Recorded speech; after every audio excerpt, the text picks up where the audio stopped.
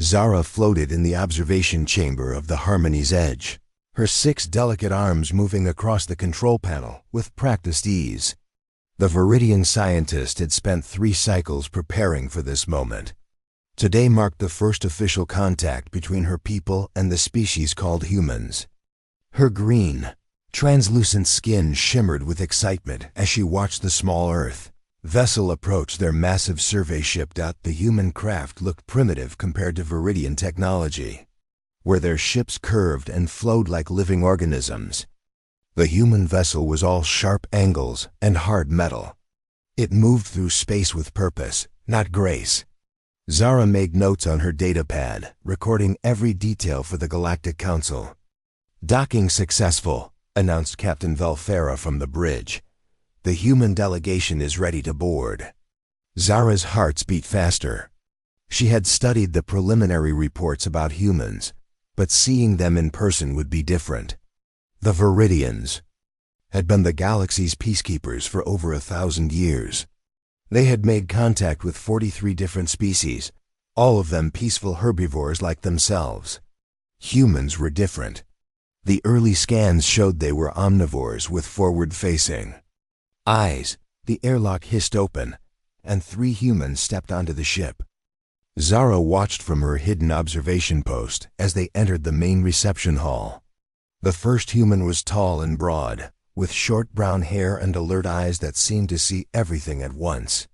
He wore a dark blue uniform with strange markings on his chest. "I am Captain Jake Morrison," the human said, his voice deep and steady. "This is Dr. Lisa Wong, our science officer, and Sergeant Ryan O'Connor, our security specialist." The second human was smaller than the first, with long black hair tied back and intelligent eyes behind thin glasses. She carried a bag full of equipment and moved with quick, precise movements. The third human was built like a wall of muscle, with scars on his hands and a way of standing that reminded Zara of the predator animals she had studied in ancient texts. Captain Velfera glided forward to greet them. The Viridian captain was typical of their species, tall and thin with flowing robes that helped hide their lack of skeletal structure. "Welcome to the Harmony's Edge. I am Captain Velfera. We are honored by your presence." The humans responded with what they called handshakes, a strange ritual where they gripped hands and moved them up and down. Zara noted how the humans' hands were strong and calloused, with short nails that looked like they had been cut rather than worn down by plant matter. "Your ship is impressive," Dr. Wang said, looking around the reception hall with curious eyes. "The bioluminescent panels are fascinating. Do they serve a functional purpose or are they decorative?" "Both," Captain Velfera replied, pleased by the question. "They provide light and also help regulate the ship's emotional atmosphere. We find that soft, changing colors promote harmony among the crew." Sergeant O'Connor had been quiet during the exchange, but Zara noticed his eyes never stopped moving. He looked at the walls, the ceiling, the exits, and the Viridian crew members with the same intensity. It was like he was mapping everything, looking for something that Zara could not understand. The tour began in the ship's garden, a vast chamber filled with plants from across the galaxy. The Viridians were proud of their collection, which included species from every world they had visited. The humans seemed genuinely interested, asking questions about growing conditions and plant biology. "This is beautiful," Captain Morrison said, watching a flowering vine that responded to movement with gentle musical tones. "On Earth, we have gardens too, but nothing like this. Tell us about Earth's plants," Captain Velfera requested. "We are always eager to learn about new worlds." Dr. Wang smiled and began describing Earth's forests, grasslands, and deserts. She spoke of trees that grew for thousands of years and flowers that bloomed for only a single day.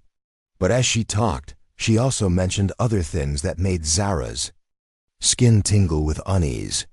"Of course, many of our plants have developed defense mechanisms," Dr. Wang explained casually. "Thorns, toxins, stinging hairs. Some can even move to catch prey." "Prey?" Captain Velthera asked, the word unfamiliar. Other living things that they eat, Dr. Wang said. Plants like the Venus flytrap catch insects and digest them for nutrients. The Viridians exchanged glances. The concept of one living thing deliberately harming another for food was alien to them. Their plants gathered energy from their sun and nutrients from the soil. The idea of hunting and eating other creatures was disturbing. What about the animals on your world? Zara asked through the communication system. Unable to contain her scientific curiosity, Captain Morrison's expression changed slightly, becoming more serious. Earth has a wide variety of animal life. We have herbivores like your people, but we also have carnivores and omnivores. The ecosystem is based on what we call a food chain. A food chain? Captain Velthera repeated. Smaller animals eat plants. Larger animals eat the smaller animals. And the largest animals eat everything else, Sergeant O'Connor said, speaking for the first time since boarding.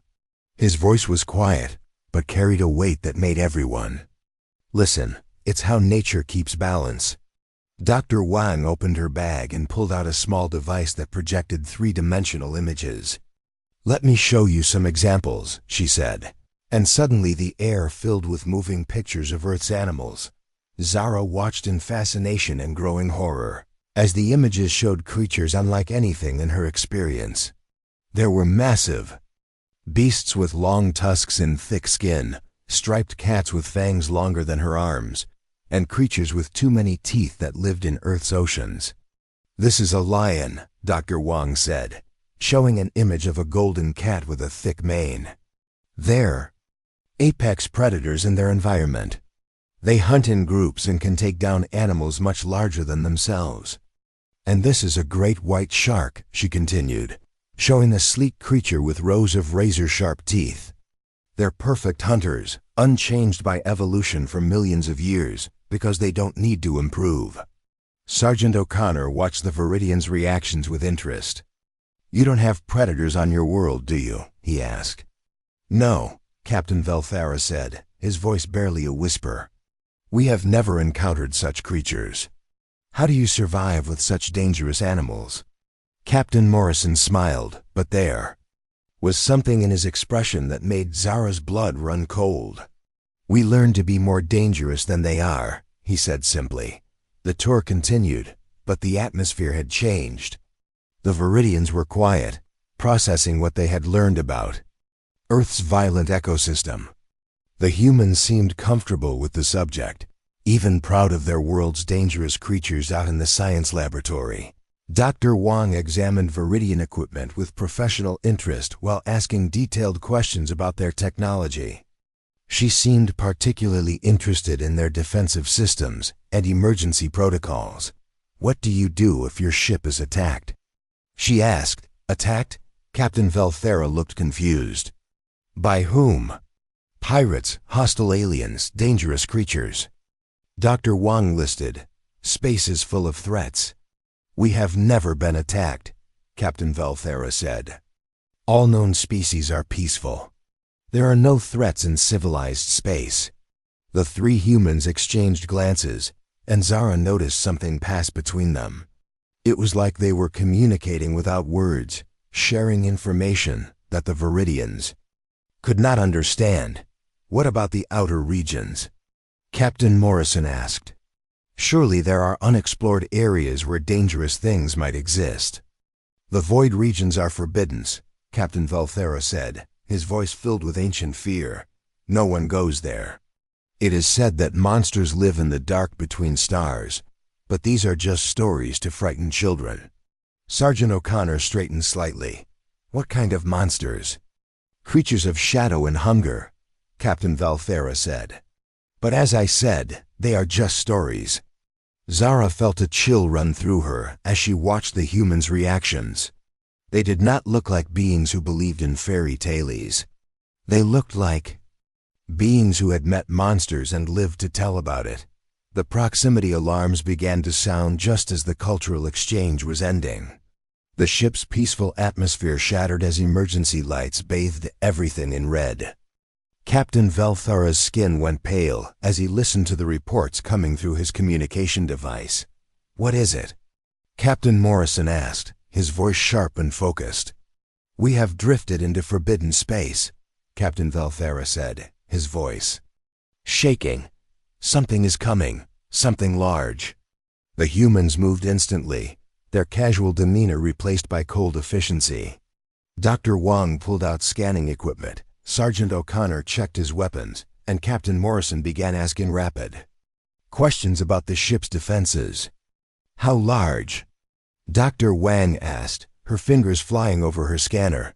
12 meters, came the reply from the bridge. "It's moving fast and heading directly for us." Zara watched the humans transform before her eyes. The friendly visitors became something else entirely, something that made her primitive instincts scream warnings. They moved like predators, like the creatures from the images Dr. Wong had shown them. And for the first time in her life, Zara understood what it meant to be prey. The emergency alarms filled the ship with their harsh sound as Zara rushed to her observation station. Her hands shook as she activated the external cameras, trying to see what was approaching their vessel. The space around them looked empty and dark, but the sensors were screaming warnings about something massive heading their way. "Captain," Velthara's voice came through the communication system, filled with panic.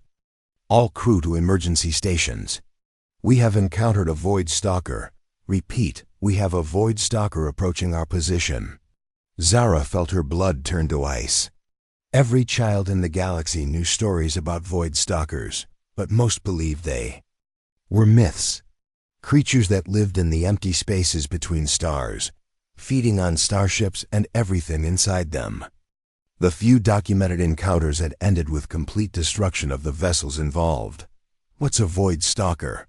Captain Morrison asked, his voice calm despite the chaos around them. Captain Velthara turned to face the humans, his skin now completely transparent with fear. "The apex predator of deep space," he whispered. "They are living nightmares. Nothing can stop them. Our only hope is to run." "How big?" Dr. Wong asked, pulling out her scanning equipment. 12 meters tall when standing upright, Captain Velthara replied, "but they can change their shape. They have armor that adapts to any weapon used against them. Their blood is acid that can eat through any known metal. They are perfect killing machines." Sergeant O'Connor stepped forward, his expression serious but not panicked. "What do they want?" "Everything," Captain Velthara said. "They consume metal, organic matter, energy. They turn starships into food and leave nothing behind." Zara watched the humans' reactions through her cameras. Where the Viridian crew was paralyzed with terror, the humans seemed to become more focused. Dr. Wong was taking detailed readings of something. Sergeant O'Connor was checking his equipment, and Captain Morrison was asking questions with the same calm tone he had used during their peaceful tour. "How do they hunt?" Captain Morrison asked. "They track the energy signatures of starships," Captain Velthara explained. "Once they lock onto a target, they never stop following. They can survive in the vacuum of space and move faster than most." "Ships, do they have any weaknesses?" Dr. Wong asked, still working with her scanner. Captain Velthara looked at her with confusion. "Weaknesses? They are apex predators. They have no weaknesses. That is why we avoid the void regions where they live." Zara noticed that the humans exchanged another one of their silent communications. It was becoming clear that they thought differently about dangerous situations than any other species she had studied. The ship shook suddenly, and the lights flickered. Through the external cameras, Zara finally saw the creature that had haunted galactic nightmares for centuries. The Void Stalker was everything the stories had. Described in worst. It looked like someone had taken the worst features of every predator in the galaxy and combined them into one terrible creature. Its body was covered in dark, chitinous armor that seemed to absorb light. Multiple arms ended in claws that could tear through hull plating. Its head was a nightmare of too many eyes and a mouth filled with rows of sharp teeth. Strange biomechanical parts were fused to its organic body. Pulsing with their own evil light, the creature was using its claws to pull itself along the hull of the ship, moving toward the main airlock with terrifying purpose. Each step left deep gouges in the metal, and Zara could see drops of acid falling from its claws to eat holes in the deck plating.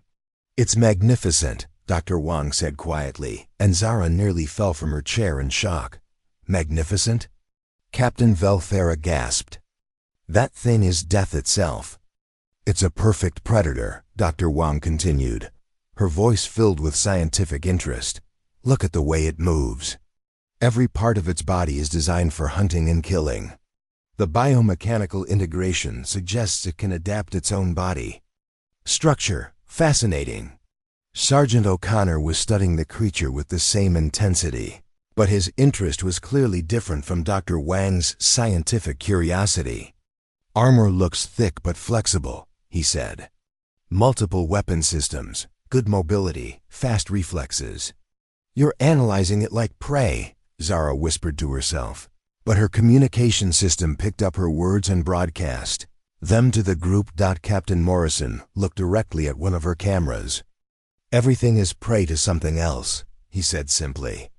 "The question is figuring out what hunts the hunter." The ship shook again as the Void Stalker began cutting through the outer airlock. Sparks flew as its claws sliced through metal that was supposed to be impenetrable. The creature's acid blood dripped onto the metal, weakening it further. "Hull breach in Section 7, reported a voice from the bridge. "It's coming through the main airlock." Captain Velthara activated the ship's emergency protocols, sealing bulkheads and trying to contain the breach. But everyone knew it was useless. Void Stalkers had destroyed ships with much better defenses than the Harmony's Edge. "How long do we have?" Captain Morrison asked. "Minutes," Captain Velthera replied. "Maybe less. Once it gets inside, it will hunt down every living thing on this ship." The Viridian crew was beginning to panic.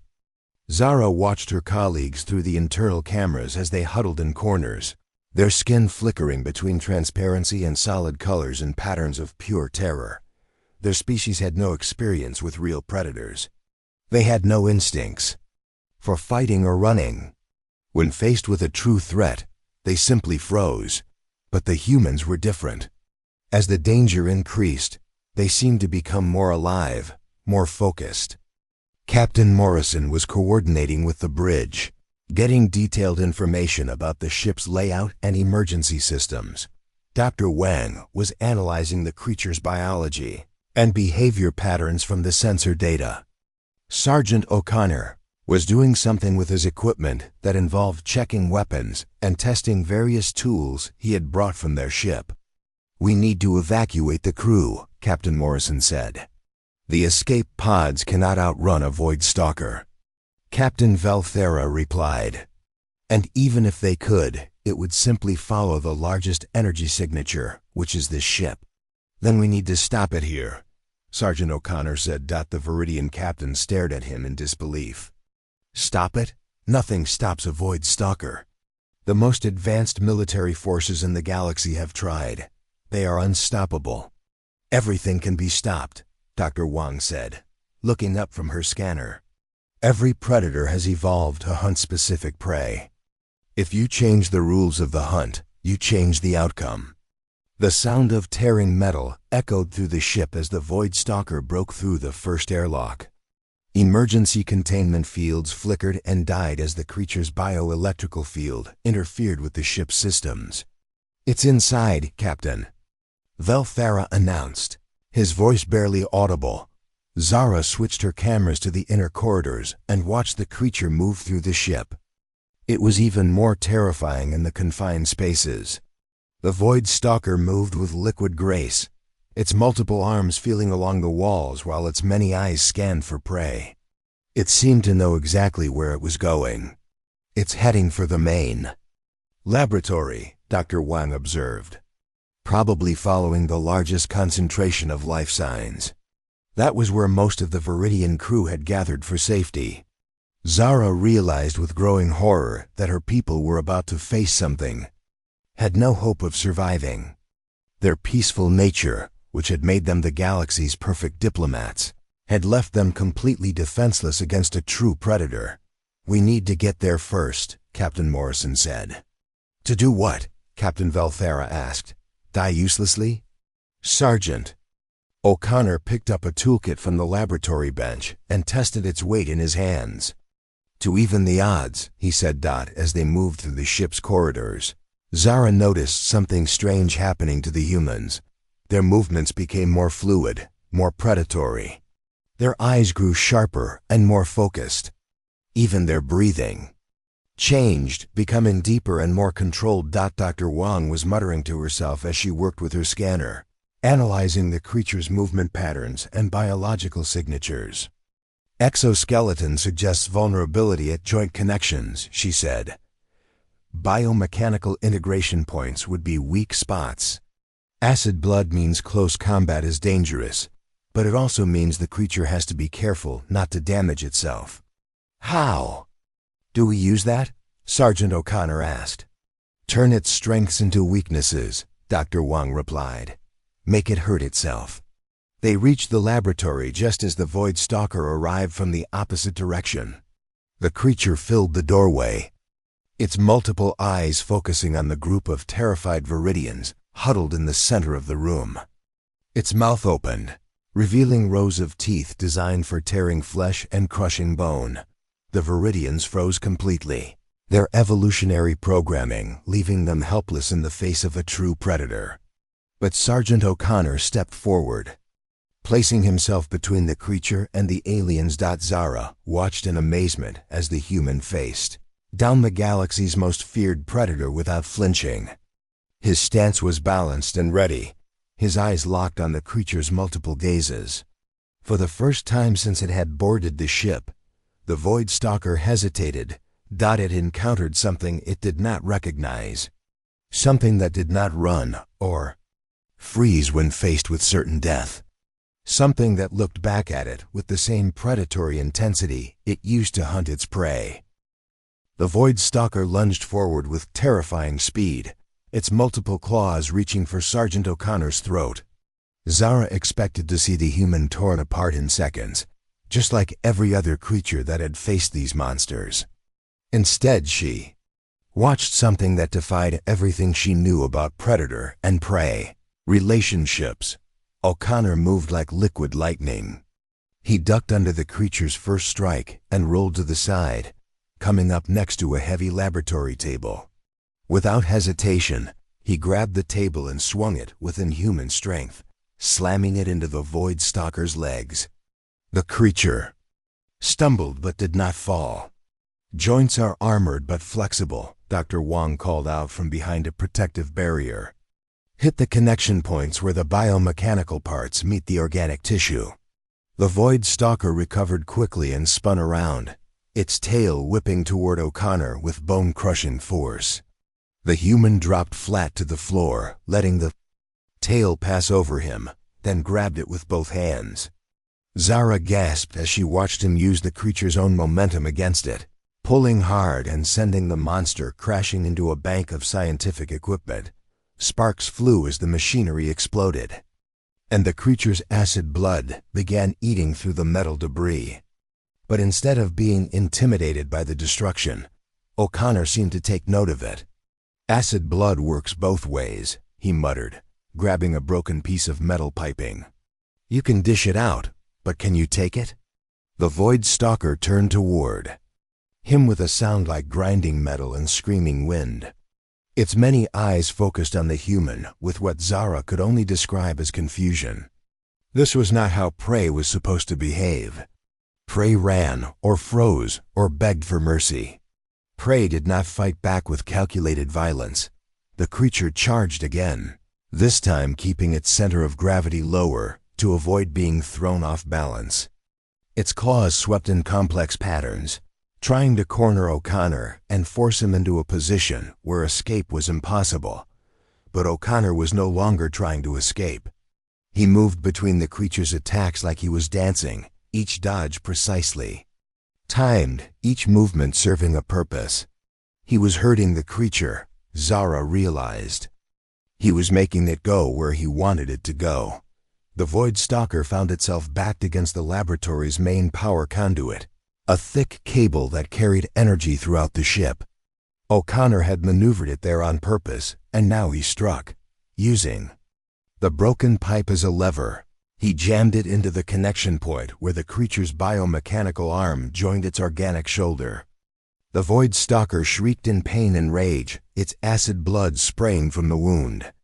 But the blood hit the power conduit behind it, and electricity arced through the creature's body. The monster convulsed as power coursed through its nervous system, its biomechanical parts sparking and smoking.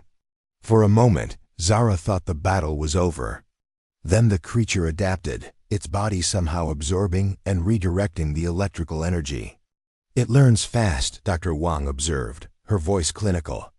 "Despite the chaos around her, each attack makes it stronger." O'Connor nodded grimly and changed tactics. If the creature could adapt to individual attacks, he would have to make sure it could not predict what was coming next. He began using everything in the laboratory as a weapon. Chemical containers became projectiles that exploded on impact. Laboratory equipment became clubs and spears. The creature's own size became a disadvantage as O'Connor used the confined space to limit its movement while maximizing his own mobility. The Void Stalker grew more frustrated with each failed attack. Its movements became wilder, less controlled. It began damaging the laboratory with its thrashing, its claws tearing through walls and equipment without regard for strategy. Captain Morrison had been coordinating the evacuation of the Viridian crew, but now he joined the fight. He activated the laboratory's emergency systems, changing the lighting and air circulation to confuse the creature's senses.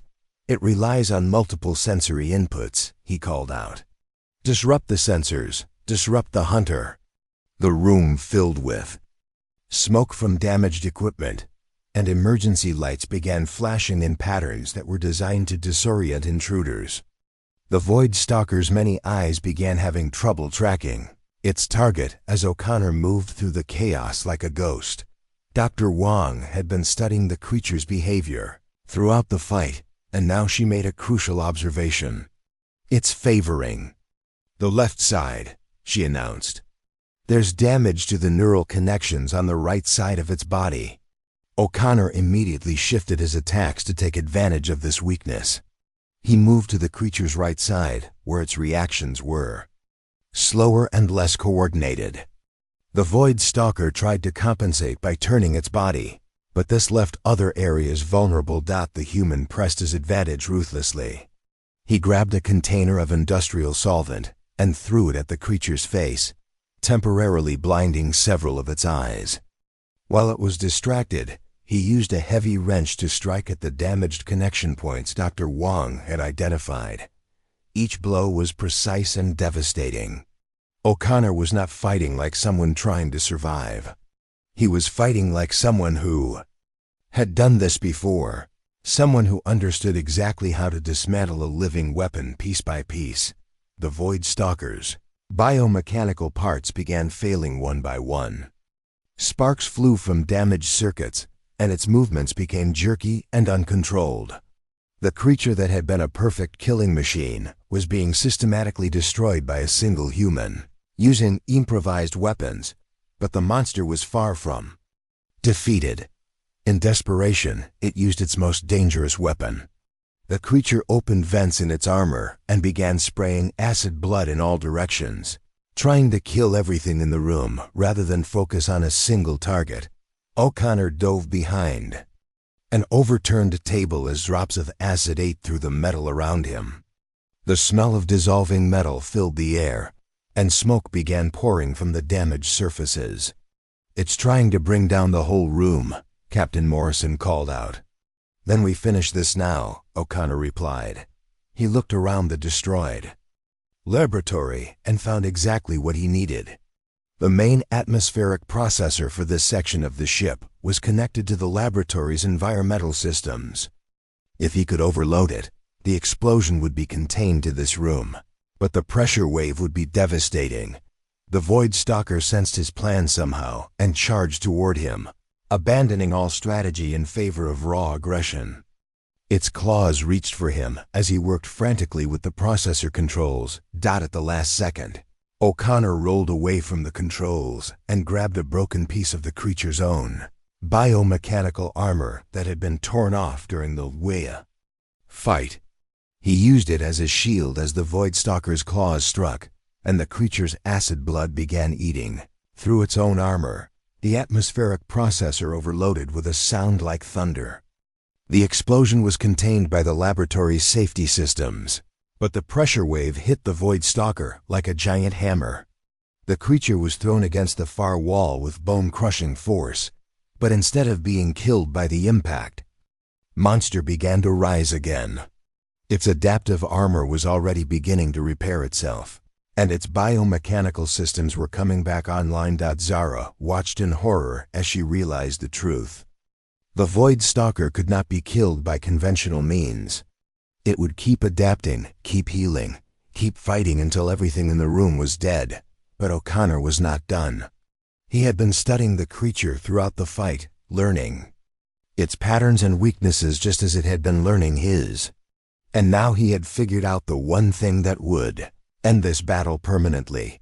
He grabbed the heaviest piece of debris he could find and began striking the creature's head, specifically targeting the area where its organic brain connected to its biomechanical control systems. Each blow was delivered with surgical precision, aimed at severing the connections that allowed the creature to control its adaptive systems. The Void Stalker thrashed wildly as it realized what was happening. Without the connection between its organic and mechanical parts, it could not adapt or heal. It was becoming just another animal, stripped of the advantages that had made it the galaxy's apex predator. O'Connor did not stop until the creature stopped moving. Then he continued for another full minute, making sure that the thing that had terrorized the galaxy for centuries would never move again. When silence finally returned to the laboratory, Zara stared at the scene in complete shock.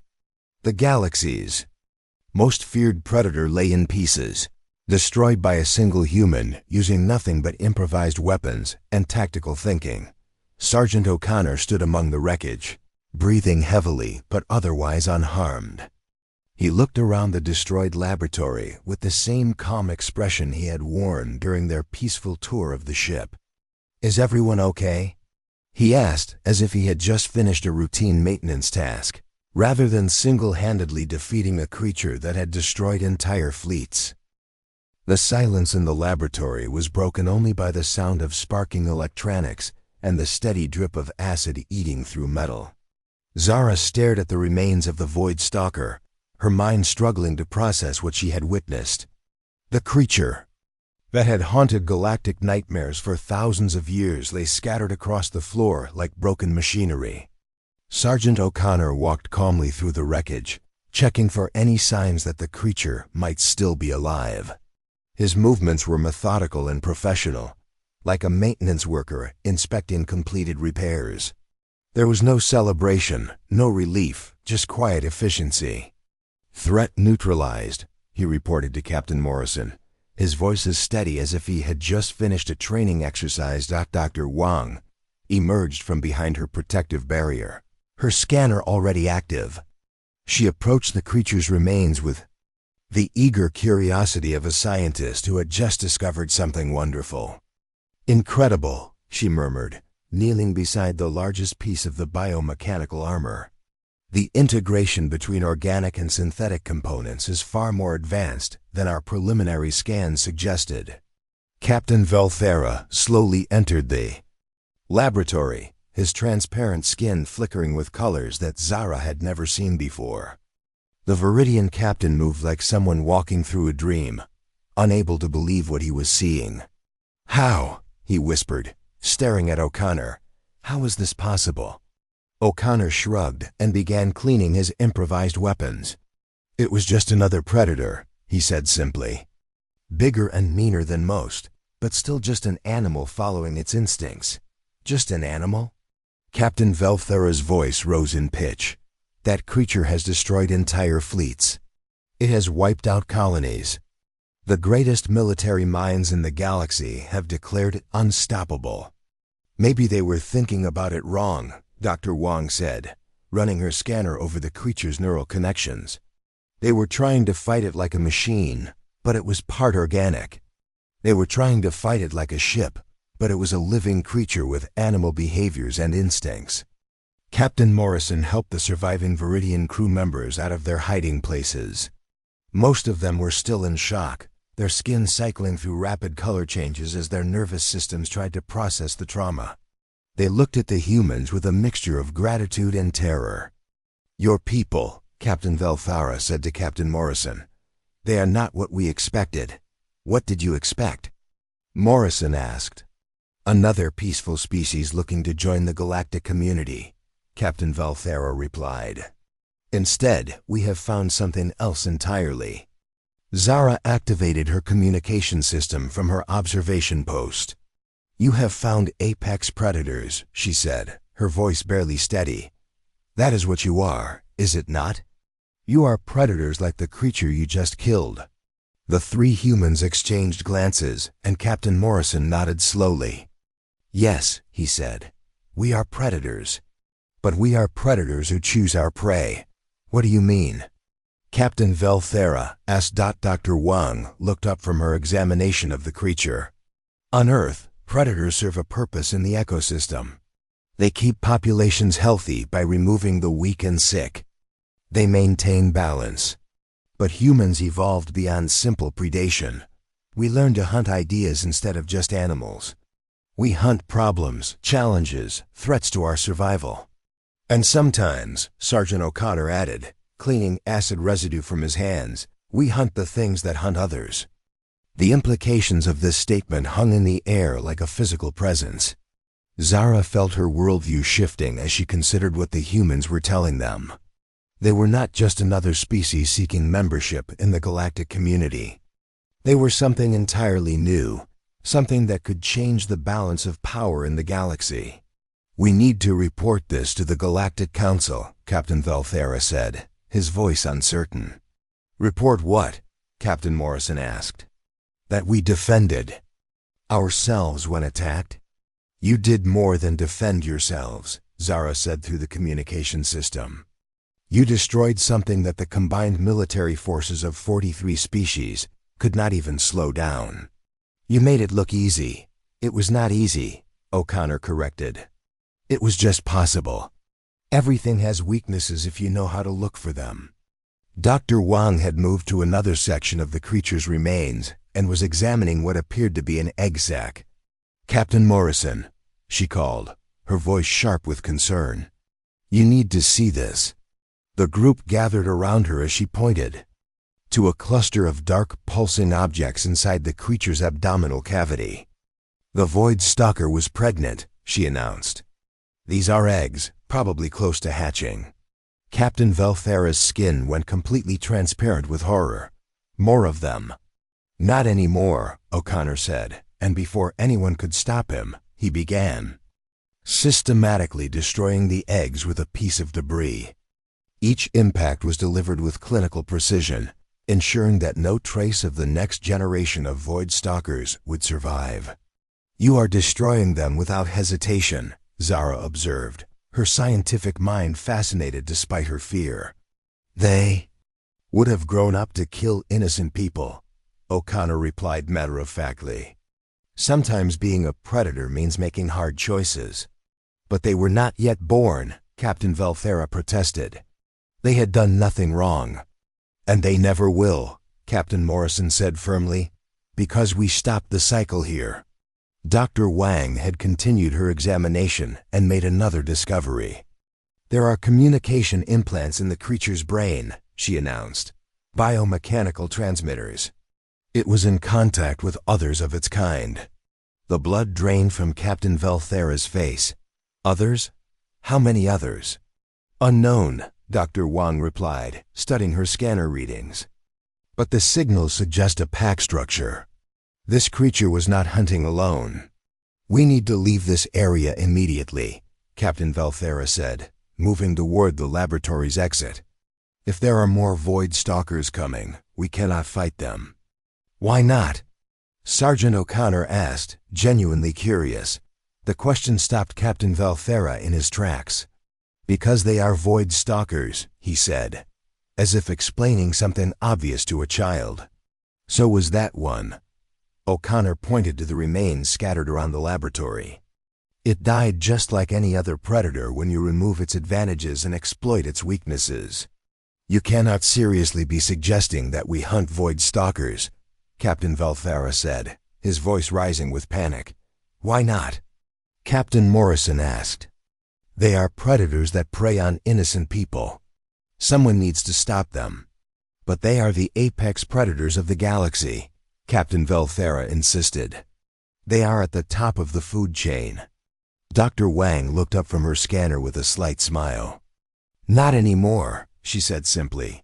The truth of that statement settled over the group like a physical weight. In the space of a single encounter, the galaxy's understanding of predator and prey relationships had been turned upside down. The creatures that had terrorized civilized space for millennia had been reduced to scientific specimens by 3 humans using improvised weapons. "What happens now?" Zara asked through the communication system. Captain Morrison considered the question carefully. "Now we need to have a serious conversation about humanity's role in galactic society," he said. "Because it seems like you have problems that need solving, and we might be the solution you have been looking for. Or the problem we never knew we had." Captain Valthera muttered. Dr. Wang had finished her initial examination of the creature and was packing up her equipment. "I will need to study these remains in detail," she said. "The biomechanical integration could revolutionize our understanding of adaptive biology. And if there are more of these creatures out there, we need to understand their capabilities and limitations." "You want to hunt them," Captain Valthera said, the realization hitting him like a physical blow. "We want to protect people," Captain Morrison corrected. "If that means hunting the things that prey on them, then yes, we will hunt them." Sergeant O'Connor had finished his inspection of the laboratory and was checking the structural integrity of the walls. "This room is compromised," he reported. "The acid damage has weakened the hull plating. We should move to a safer location." As they prepared to leave the destroyed laboratory, Zara found herself studying the humans with new eyes. These were not the peaceful explorers she had expected to document. They were something far more dangerous and far more valuable. They were predators who had evolved beyond simple hunting.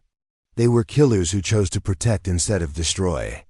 They were the answer to problems that the galaxy had thought were unsolvable. And Zara realized with a mixture of excitement and terror that everything was about to change. The peaceful order that had existed in the galaxy for thousands of years was coming to an end. The humans had arrived, and they were hungry for a very different kind of prey. 3 months after the Void Stalker incident, Zara stood before the Galactic Council on Centauri Prime, the neutral world where all major decisions affecting the galaxy were made. Her report had traveled faster than light across the known systems, and representatives from all 43 species had gathered to hear her testimony in person. The great assembly hall was filled with beings of every shape and size imaginable. The crystalline ethereals hung suspended in energy fields, their thoughts creating visible patterns in the air around them. The massive Corvan delegates sat in reinforced chairs, their warrior culture evident in their scarred hides and battle-tested armor. The delicate whisper folk floated in their protective atmospheric bubbles, communicating through color patterns that danced across their transparent skin. All of them had come to hear about the humans. "Honored Council," Zara began, her voice amplified. "Throughout the vast chamber, I present my findings on the species known as humanity and their encounter with a Void Stalker in the forbidden regions of space." A wave of nervous energy passed through the assembly. Void Stalkers were spoken of only in whispers, the galaxy's ultimate nightmare made flesh. The idea that any species had survived an encounter with one was difficult to believe. The human delegation consisted of 3 individuals, Zara continued, activating a holographic display that showed images from her recordings. Captain Jake Morrison, Dr. Lisa Wong, and Sergeant Ryan O'Connor. What I witnessed during their encounter with the Void Stalker has fundamentally changed my understanding of predator and prey relationships in our galaxy. The hologram showed the moment when Sergeant O'Connor first faced the creature, standing his ground while the Viridian crew cowered in terror. Gasps and clicks of disbelief echoed through the chamber as the assembled delegates watched a single human engage the galaxy's most feared predator in hand-to-hand combat. Counselor Vivara of the ethereal collective spoke first, his translated thoughts appearing as glowing text in the air. This is impossible. Our military analysts have determined that Void Stalkers cannot be defeated by conventional means. With respect, Counselor, Zara replied, your analysts were incorrect. The humans did not use conventional means. They used something far more effective. What could be more effective than our most advanced weapons?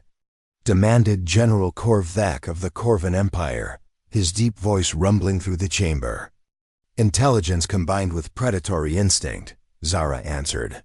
The humans did not try to outpower the creature. They outthought it. The hologram continued, showing the systematic destruction of the Void Stalker. The delegates watched in stunned silence as O'Connor turned the creature's own advantages against it, using its acid blood and biomechanical systems to create the very weapons that would destroy it. The human-designated O'Connor displayed tactical thinking that exceeded our best military strategists, Zara explained. But more importantly, he demonstrated something that we have never encountered before in any species. What? Asked Counselor Velmoraine of the Peaceful Assembly. The willingness and ability to become more dangerous than the thing that was trying to kill him. Zara said simply. The chamber erupted in discussion as delegates tried to process this information. The concept of becoming more dangerous than a Void Stalker seemed impossible to most of them. Ambassador Wiskellen of the Trade Federation raised a delicate appendage for attention. Dr. Zara, you mentioned that humans are predators. How does this affect their suitability for membership in our peaceful galactic community? Zara had expected this question and had prepared her answer carefully. Humans are indeed predators, but they are evolved predators. They have transcended simple hunting and killing. They hunt problems. They prey on threats to innocent life. In Captain Morrison's words, they are predators who choose their prey. And what prey have they chosen? General Korvac asked, his interest clearly piqued. The hologram shifted to show the discovery of the Void Stalker's egg sac and O'Connor's methodical destruction of the unhatched creatures. They have chosen to hunt the hunters, Zara replied. They seek out and destroy the threats that we have learned to avoid. This is disturbing, Counselor Velmoraine said, her pacifist nature clearly troubled by the violence she was witnessing. We have built our civilization on the principle of avoiding conflict, not seeking it out. And that principle has served us well, Zara agreed. But it has also left us vulnerable to threats we cannot handle. The humans offer us something we have never had before, the ability to fight back. High Counselor Zephanon, the ancient leader of the council, spoke for the first time during the session. His voice carried the weight of centuries of experience. You speak of fighting back as if it is something desirable. We have lived in peace for millennia by avoiding conflict. Respectfully, High Counselor, Zara replied, we have lived in peace. By hiding from our problems, the Void Stalkers still exist. The hive minds of the Outer Rim still consume entire systems. The reality-warping entities of dark space still threaten the very fabric of existence. We have not solved these problems. We have simply chosen not to think about them. And you believe the humans can solve them? High Counselor Zephanon asked. I believe the humans are the first species we have encountered that is not afraid to try. Zara answered. The debate continued for hours as delegates struggled with the implications of Zara's report. Some species, like the Corvan Empire, were eager to form alliances with humanity, recognizing kindred spirits in their warrior culture. Others, like the Peaceful Assembly, were horrified by the idea of introducing such dangerous beings into their carefully maintained harmony. Finally, Captain Morrison himself was invited to address the council. He stood before the assembled delegates with the same calm confidence he had shown when facing the Void Stalker. "Honored Council," he began, "we did not seek out conflict with the Void Stalker. We defended ourselves when attacked. But we understand that our actions have raised questions about humanity's place in your community." "Indeed they have," High Counselor Zephanon replied.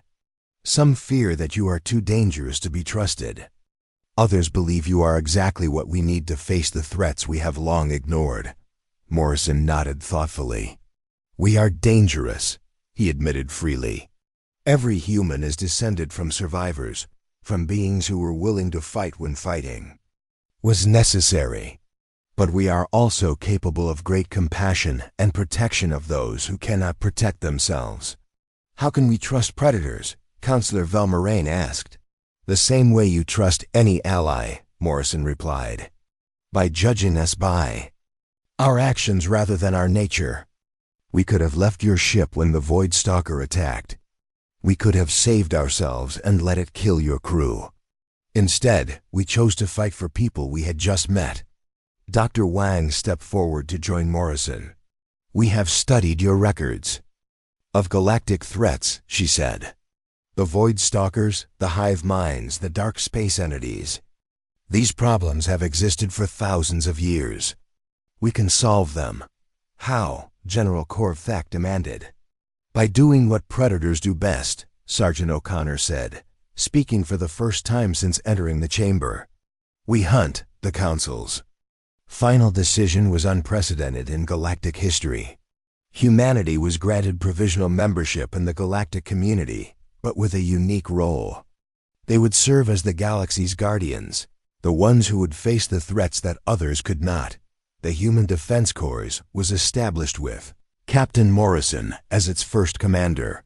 Dr. Wang founded the Interspecies Threat Analysis Division, dedicated to studying and finding solutions to the galaxy's most dangerous problems. Sergeant O'Connor became the first instructor at the newly created Predator Tactics Academy, where volunteers from across the galaxy would learn to think like hunters. As the council session ended, Zara found herself reflecting on how much had changed since that first encounter aboard the Harmony's Edge. The galaxy had been forced to confront uncomfortable truths about itself and its limitations, but it had also gained something invaluable: hope. For the first time in centuries, the impossible seemed possible. The threats that had lurked in the darkness of space, feeding on fear and helplessness, now faced an enemy they had never encountered before.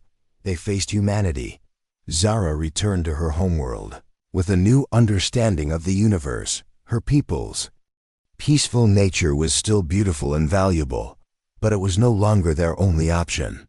When the darkness came, when the monsters emerged from the void, they would not have to hide. They would call the humans, and the humans would hunt.